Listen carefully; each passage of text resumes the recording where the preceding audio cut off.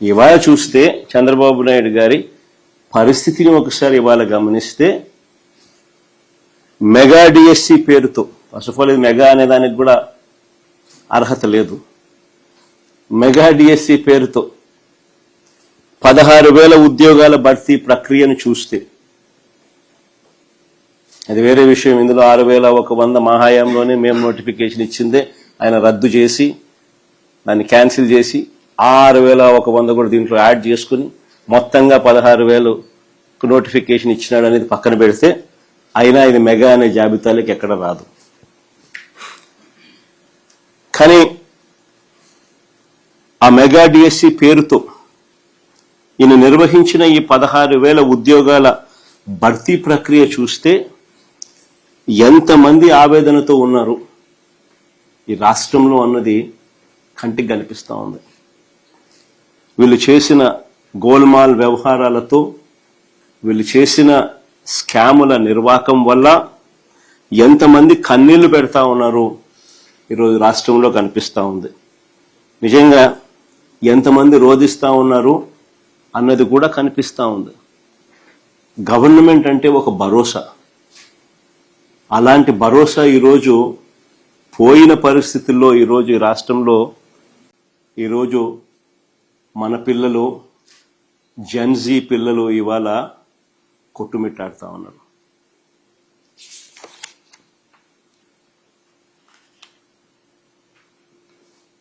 ఇక చెప్పబోయే పాయింట్లను ఒక 6 పాయింట్లుగా విభజించను.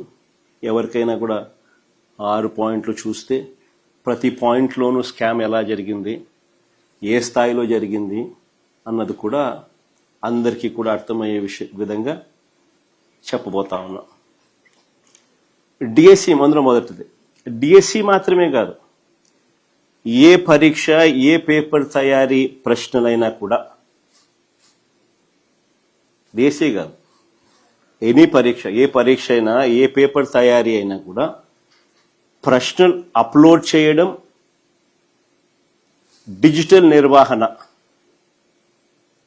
ఇవన్నీ కూడా అత్యంత కాన్ఫిడెన్షియల్గా జరగాలి ఏ పరీక్షకైనా కూడా.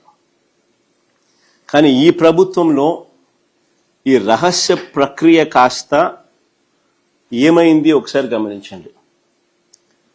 DSC question papers, DSC question పేపర్లను ఎస్సీఈఆర్టీ అంటే state council of educational research and training వీళ్ళు తయారు చేస్తారు క్వశ్చన్ పేపర్ను.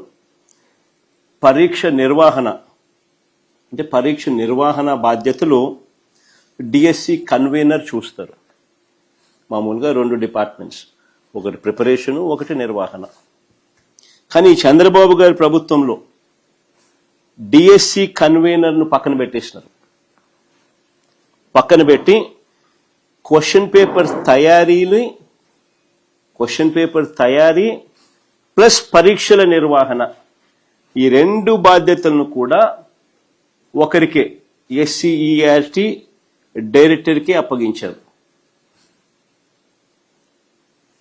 ఇది మొట్టమొదట బీజం పడింది. ఇక్కడ నుంచి స్కీమ్ అనేది స్కామ్గా ఎలా మారింది అనేది ఇక్కడ నుంచి స్టార్ట్ పోతా ఉంది.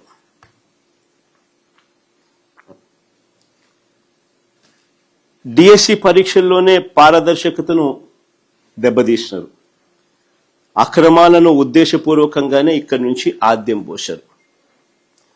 చాలా కాన్ఫిడెన్షియల్గా జరగాల్సిన ఈ క్వశ్చన్ పేపర్ తయారీని చూసుకోండి. ఇక్కడ నుంచి చాలా కాన్ఫిడెన్షియల్గా జరగాల్సిన ఈ క్వశ్చన్ పేపర్ తయారీని, దాన్ని అప్లోడ్ చేసే పనిని అవుట్సోర్స్డ్ ఉద్యోగుల చేతుల్లో పెట్టకూడదని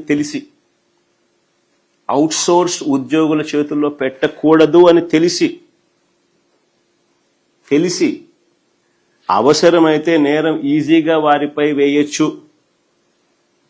అనే దుర్బుద్ధితో కూడా అనుకోవచ్చు.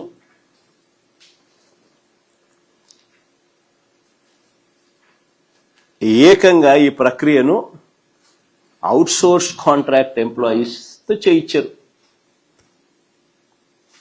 ఆశ్చర్యం ఏమిటో తెలుసా, కృష్ణా జిల్లాలో ఇందులో పనిచేసే అవుట్ సోర్స్డ్ ఉద్యోగి కృష్ణా జిల్లా సోషల్ స్టడీస్ లో ఫస్ట్ ర్యాంక్. కృష్ణా జిల్లాలో సోషల్ స్టడీస్ లో ఫస్ట్ ర్యాంక్. అందరితో ఆగిపోలా. టీజీటీ అంటే ట్రైన్డ్ గ్రాడ్యుయేట్ టీచర్ తెలుగు పరీక్షలో జోన్ 2లో 6వ ర్యాంక్ సాధించినాడు. చూడు ఫస్ట్ ర్యాంక్ ఎంత బాగుందో. Naveen Purama, father's name Radhakrishna, first rank.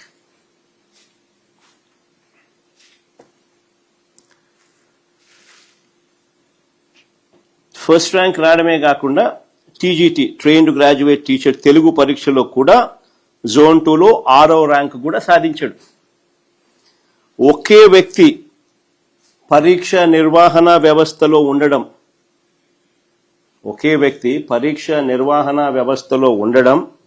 అదే వ్యక్తి అవే పరీక్షల్లో టాప్ ర్యాంకులు రావడం.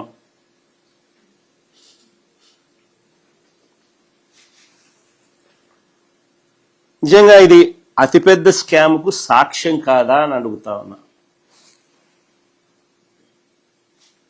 ఇక్కడి నుంచి ఇంకా ఎంతమందికి లీక్ అయిందో ఇది కనిపిస్తా ఉంది. కనిపించినవి ఇక్కడి నుంచి ఇంకెంతమందికి లీక్ అయిందో అనేది కనిపించడం, అది ఇంకా లోతుగా పోతే తెలుస్తుంది. ఆశ్చర్యం ఏమిటో తెలుసా,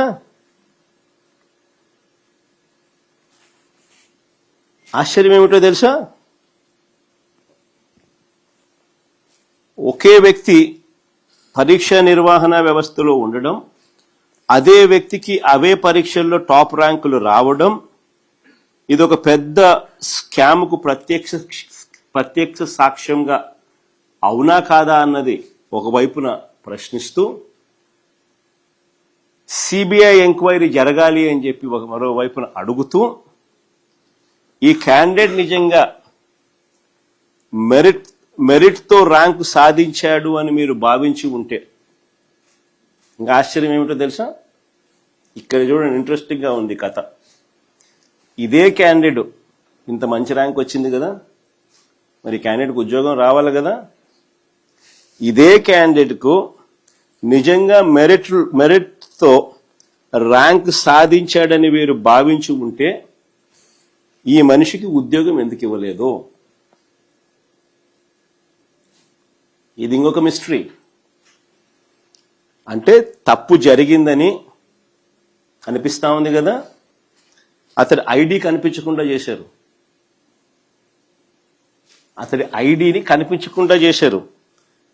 అతని డేటాను మాయం చేశారు.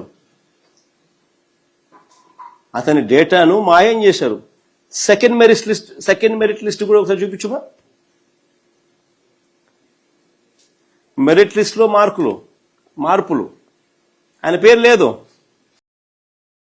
మరిన్ని అప్డేట్స్ కోసం ఛానల్ ను సబ్స్క్రైబ్ చేయండి. నోటిఫికేషన్స్ కోసం బెల్ ఐకాన్ పై క్లిక్ చేయండి.